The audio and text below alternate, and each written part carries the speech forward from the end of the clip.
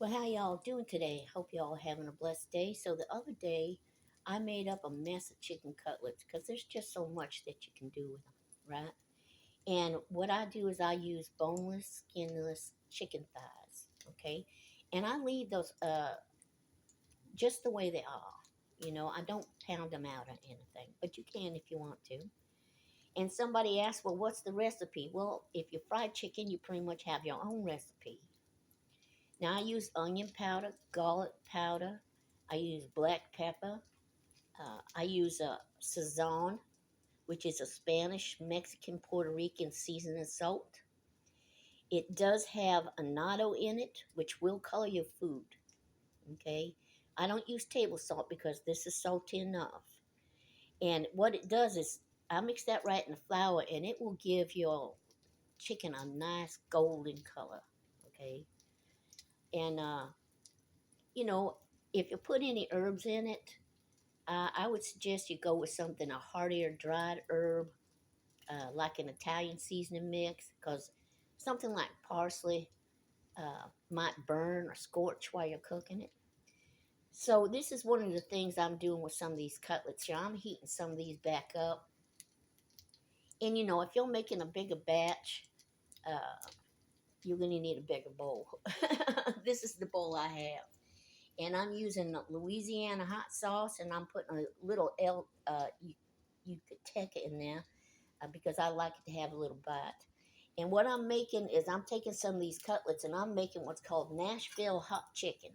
Okay, and that's where once you get your chicken fried up like this, okay, while it's still hot, you take it and you put it right in that hot sauce.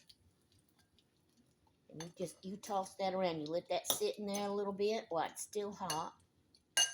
Let it soak up some of that hot sauce. So you're going to let that sit in there for a second. Just like spin it around in there. You want to get all the sides as much as possible.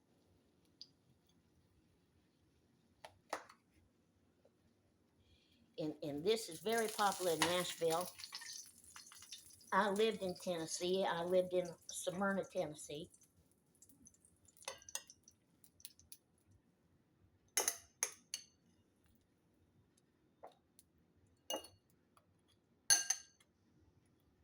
And you might want to let it sit in there a little bit longer. If you're doing a bigger batch, you're going to need a whole lot more hot sauce.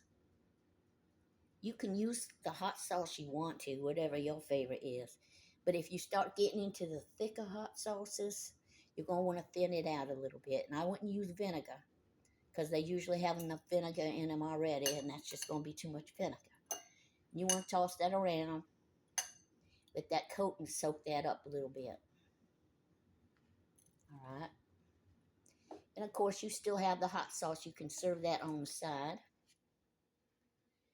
And there you have it, Nashville chicken. Nashville hot chicken. And this is really good served with like a sweet creamy coleslaw. There are coleslaws that are on the tart side, but with the hot sauce, this is tart enough.